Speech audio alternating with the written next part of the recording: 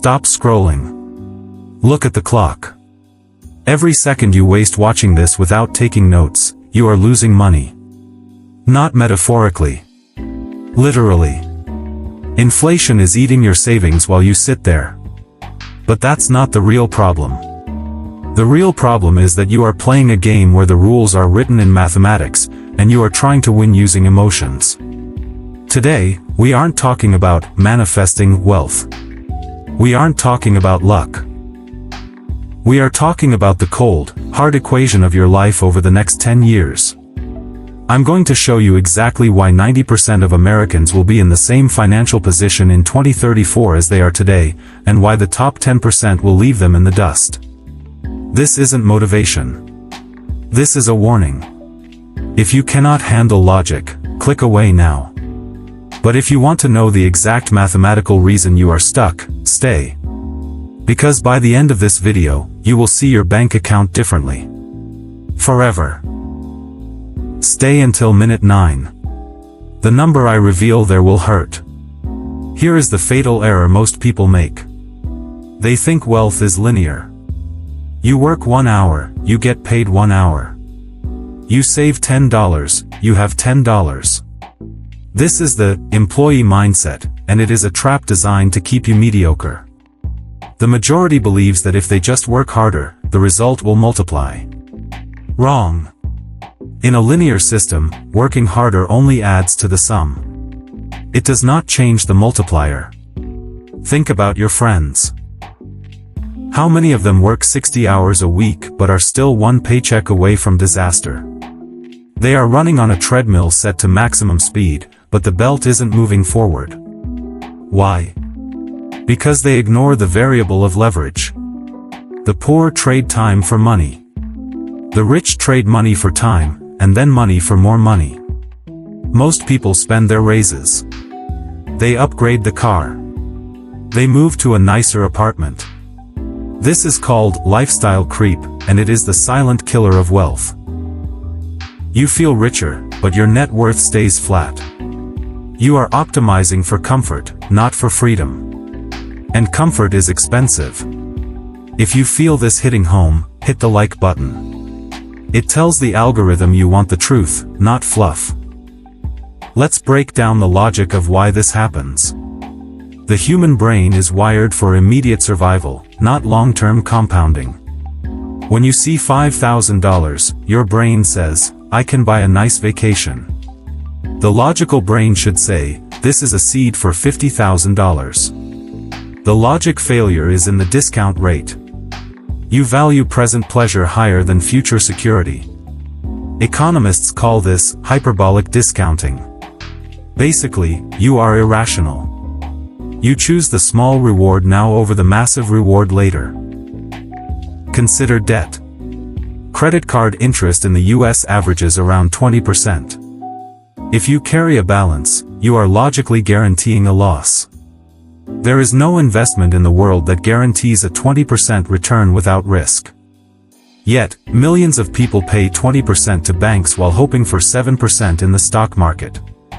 That is not just bad luck, that is a logical failure. You cannot build wealth on a foundation of logical errors. You have to fix the code before you run the program. Now, let's look at the math. This is where it gets real.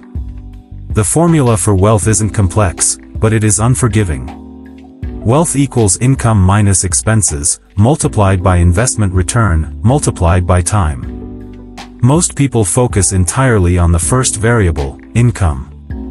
They think, if I make more, I'll be rich. But if your expenses rise with income, the first part of the equation stays zero.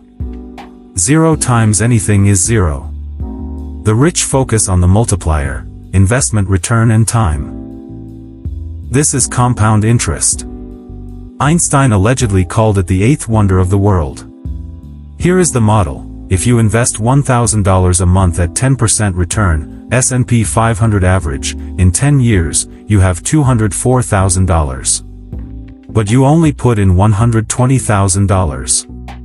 The math paid you $84,000 for doing nothing. Now, imagine you wait 5 years to start.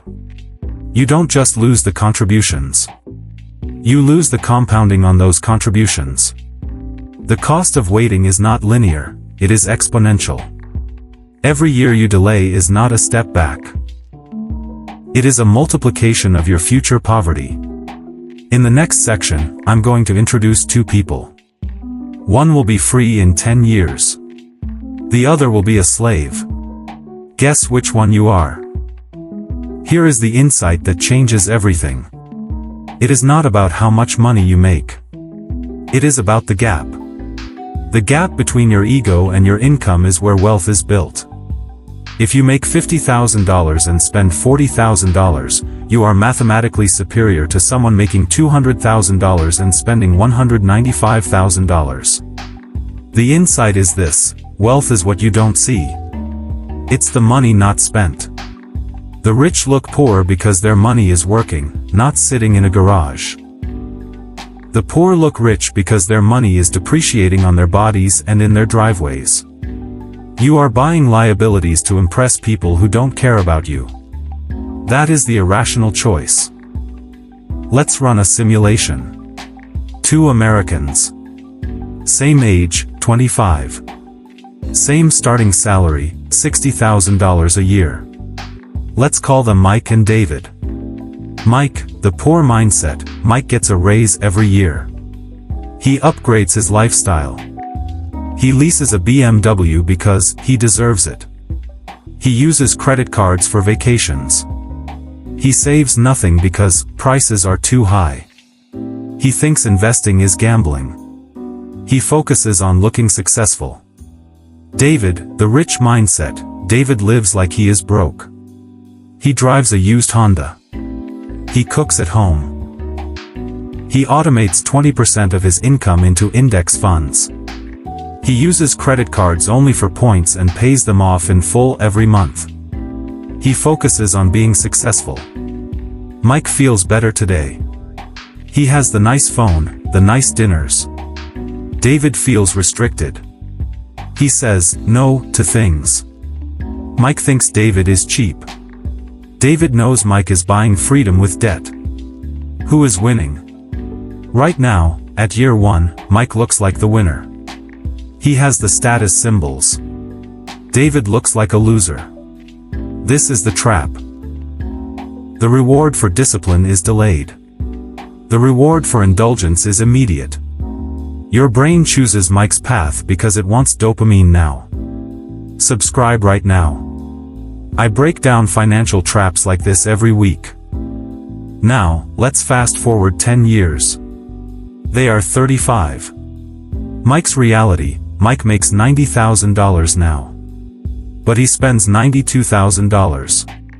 He has $40,000 in credit card and car debt. His net worth is negative $40,000. He is terrified of losing his job. He is stuck. He cannot take risks. He is one emergency away from bankruptcy. David's reality: David makes $90,000 too. But he lives on $60,000.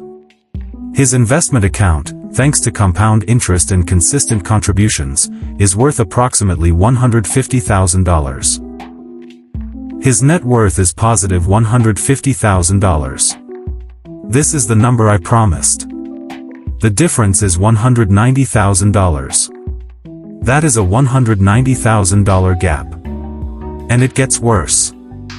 In the next 10 years, David's money works harder than he does. Mike's debt grows faster than his salary. By year 20, Mike will be working until he dies. David will have the option to stop. This isn't luck.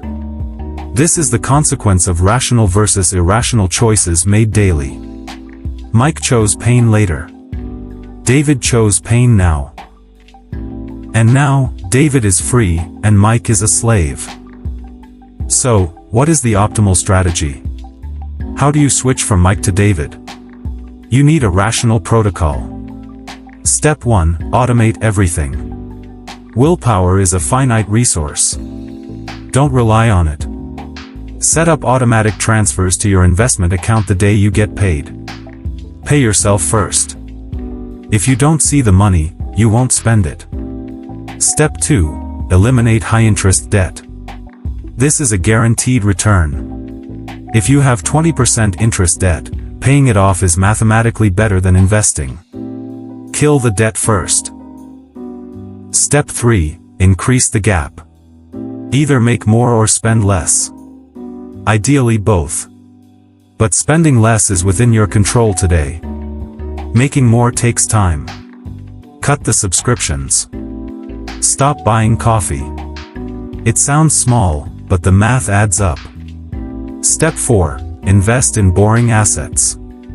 Stop trying to pick the next Bitcoin or Tesla. Buy the whole market. S&P 500. Total Market Index. Let the economy grow your wealth. Boring makes you rich. Exciting makes you broke.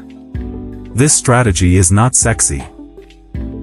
It won't get you likes on Instagram. But it works. It is the only logical path to freedom. This requires a transformation in how you see yourself. You are not a consumer.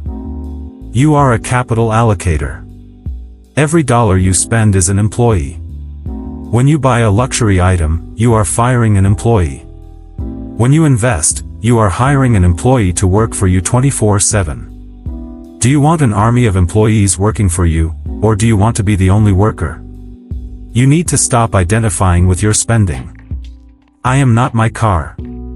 I am not my clothes. Your identity should be built on your net worth and your freedom. When you shift this mindset, saving money doesn't feel like deprivation. It feels like buying freedom. It feels like power.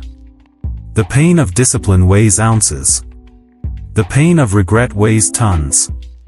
Choose your pain. We are at the end. Most people will close this video and go back to scrolling. They will feel inspired for 5 minutes, then buy something they don't need to feel better. That will be you, unless you decide otherwise. Here is your anchor. Write this down. Put it on your wall. The math doesn't lie, but it doesn't care about your feelings. Your bank account is a lagging indicator of your habits. If you don't like the number, change the habits. The next 10 years will pass anyway.